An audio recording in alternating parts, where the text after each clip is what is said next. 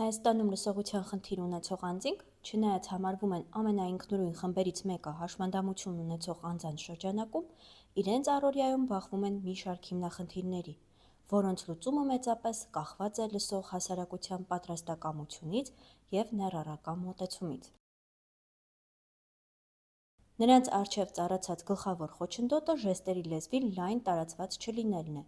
որի հետևանքով խուլ անձինք բախվում են հետևյալ խոչընդոտներին. շփման և ներառման դժվարություններ, կրթություն ստանալու խնդիր, աշխատաշուկայում ներառման սահմանափակումներ, իրավիճակի վերաբերյալ հասարակական իրազեկվածության պակաս։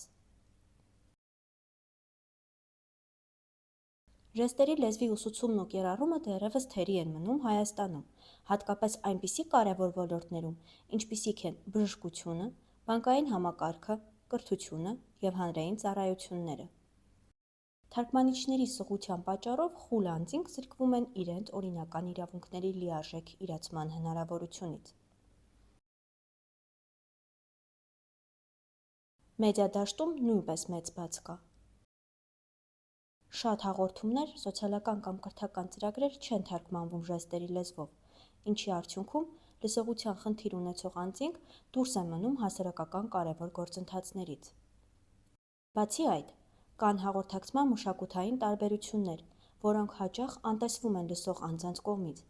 ինչը կարող է հանգեցնել էթիկապես սխալ երկխոսության և անհարմար իրավիճակների։ Ավելին,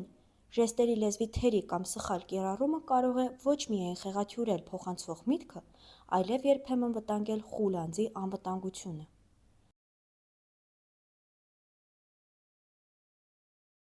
Հստակ լուծումներ, որոնք հնարավոր է իրականացնել այսօր։ Ժեստերի լեզվի համակարգված դասավանդում հանրային ծառայությունների ոլորտում։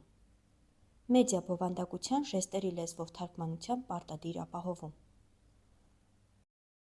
Հանրային իրազեկման արշավներ խուլ անձանց մշակույթի և հաղորդակցման առանձնահատկությունների վերաբերյալ։ Թարգմանիչների պատրաստման և որակավորման պետական ծրագրերի ներդրում։ Կրթական համակարգում խուլ երեխաների ներառական մասնակցության ապահովում։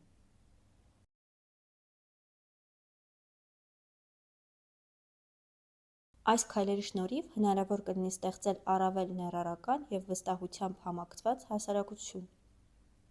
հասարակություն, որտեղ խուլ անձինք ոչ թե հարմարվում են համակարգին, այլ համակարգն է հարմար բոլորի համար։